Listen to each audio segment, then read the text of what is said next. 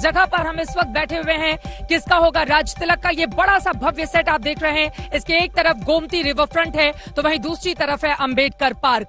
लखनऊ के लिए लड़ाई बेहद दिलचस्प होती हुई चली जा रही है। दूसरे चरण के लिए मतदान सुबह 7 बजे से ही जारी है जो शाम 6 बजे तक चलेगी। 9 जिलों की 55 सीटों पर लगातार वोटिंग हो रही है और उम्मीद यही कि पिछले तमाम रिकॉर्डों को ध्वस्त करते हुए इस बार के मतदाता यहां के ज्यादा से ज्यादा बड़ी तादाद में बाहर निकलेंगे और करेंगे अपनी किस्मत का फैसला, क्योंकि लोकतंत्र में यही आपकी सबसे बड़ी ताकत है। आप वोट देते हैं, आप नेता चुनते हैं और वो आगे आपके भविष्य का निर्धारण करता है। इन सब के बीच आपको बताते चले जबरदस्त तरीके से अलग अलग हिस्सों से जिस तरह की तस्वीरें सामने आ रही है वहां पर वोटिंग चल रही है। रामपुर में आजम खान की प्रतिष्ठा दांव पर है, क्योंकि आजम खान जो 9 बार के विधायक हैं उनके लिए अखिलेश यादव की ओर से उनके बेटे अब्दुल्ला आजम के साथ मिलकर चुनाव प्रचार किया गया।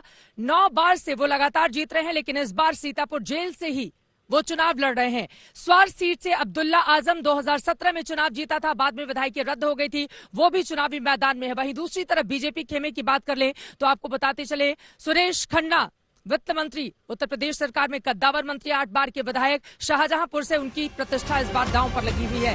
अपने आप में यह दूसरा चरण निर्धारित करेगा कि उत्तर प्रदेश में लखनऊ की इस गद्दी पर कौन विराजमान होगा। इन सब के बीच बड़ी खबर आपको बताते चले, यूपी में राउंड 2 के लिए मतदान के 2 घंटे पूरे हो चुके हैं और यकीनन दूसरे दौर की 55 सीटों पर जहां जहां पर वोटिंग हो रही है भारी तादाद में मतदाता अपने घरों से बाहर निकल रहे हैं। मतदान के बीच योगी आदित्यनाथ का 80-20 पर बयान सामने आया है। उनकी ओर से कहा गया है कि दरअसल मेरा मतलब धर्म या जाति से नहीं था, बल्कि इस बात से था कि 80% जो हमारे साथ हैं और 20% नकारात्मक सोच वाले लोग जो हर बात पे कमियां निकालते रहते हैं। इन सब के बीच कौन कौन से वो दिग्गज हैं जिनकी प्रतिष्ठा दांव पर लगी हुई है। देखिए, हेलीकॉप्टर से नेता तो चुनाव प्रचार करते हुए आपको अक्सर दिख जाते हैं, लेकिन बेहद भव्य सेट के जरिए उत्तर प्रदेश में अगर इस तरह से हेलीकॉप्टर और वहां से इन नेताओं की तस्वीर आपको दिख रही है तो ये आज तक ही आप तक पहुंचा सकता है। ये तमाम चेहरे आप देख पा रहे हैं। आजम खान के सामने आपको बताते चले एक युवा चेहरे पर दांव लगाया है। यहां पर भारतीय जनता पार्टी ने बेहद दिलचस्प मुस्लिम ये बेल्ट है और यहां पर चुनाव खासतौर से सहारनपुर और रामपुर पर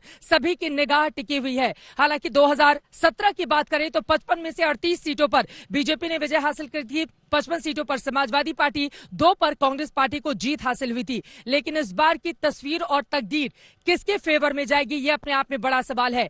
3 बेहद खास मेहमान हमारे साथ सुबह से ही लगातार लखनऊ में यहां पर मौजूद है मंच पर। एक बार फिर से उनका परिचय कराते हुए जल्दी जल्दी एक कमेंट लूंगी। हमारे साथ शरद प्रधान जी, विजय उपाध्याय जी, ब्रजेश शुक्ला जी, वरिष्ठ पत्रकारों का ये पैनल है जो उत्तर प्रदेश के चुनाव पर अपनी विशेष पकड़ रखता है। शरद जी, सबसे पहले शुरुआत आपसे करते हुए, अब चूंकि 2 घंटे गुजर चुके हैं, मतदाता भारी तादाद में घरों से बाहर निकलकर वोटिंग के लिए जा रहे हैं। 2 मुद्दे जो ध्यान में रखकर इस बार मतदाता वोट कर रहा है और कौन से वो मुद्दे रहे जिसने लोगों को ऑब्लाइज करने का काम किया है? मुझे लगता है कि एक तो जो कुछ मुद्दे ऐसे हैं जो भाजपा के फेवर में जाते हैं, वो है ये जो फ्री राशन बांटने का, उससे वो लाभार्थियों का एक सेक्टर बन गया है, एक वोटर्स का एक ग्रुप बन गया है जो कि बीजेपी के फेवर में जा सकता है। बिल्कुल। लेकिन दूसरी तरफ जिस तरीके की बातें योगी आदित्यनाथ करते हैं वो क्लियर कट दर्शाता है कि घूम फिर के इनके पास सिवाय हिंदू मुस्लिम विभाजन के घूम फिर के उसी पे आ जाते हैं। अब ये भी जो उन्होंने सफाई दी है 80-20 वाली, ये सफाई देना जो है ये और ज्यादा गिल्ट जाहिर करता है,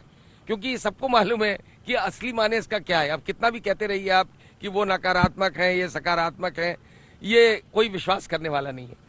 तो लेकिन यहाँ पर मैं सीधे ब्रजेश शुक्ला जी आपसे जानना चाहूंगी, ये 80-20 ये बीजेपी को बहुत सूट भी करता है। आज भले ही वो 80-20 का कोई और मतलब बताने की कोशिश कर रहे हो, लेकिन सच्चाई ये है कि ध्रुवीकरण की वजह से अगर मुस्लिम बहुल इलाके में, खासतौर से अभी मैं देवबंद से होकर आ रही हूँ, देवबंद में 1.25 लाख से ज्यादा मुसलमान आबादी है, लेकिन वहां पर एक राजपूत विधायक जो बीजेपी का जीतता है, तो ये तो अपने आप ये सूट करता है उनको। इस वजह से मुख्यमंत्री आके 80-20 फिर से गिना रहे हैं चुनाव के ठीक पहले, वोटिंग के ठीक पहले। ये देखिए, जिस बेल्ट में चुनाव हो रहा है वहाँ जबरदस्त वास्तव में ध्रुवीकरण हुआ भी है। आप देखिए चुनाव उठा करके पश्चिम का, तो एक जाट और मुस्लिम इसको एक केंद्रित किया एक पार्टी ने, उस पर भी आक्रामक रहे वो लोग। और बीजेपी चाहती थी पूरी तरह से कि जाट भी उनके फेवर में आ जाए और हिंदू एकजुटता लाए जाए, उसके लिए बयान दिए गए। इस आधार पे पूरा चुनाव लड़ा गया है। और जो दूसरी बेल्ट है ये और भी ज्यादा वो मुस्लिम बहुल सीटें इसमें हैं और इसमें भी ध्रुवीकरण यदि हुआ तो उसी आधार पर चुनाव होगा। और जैसा मतदाता निकल रहा है उसका एक असर है और ये काफी कुछ ध्रुवीकरण का ही परिणाम है।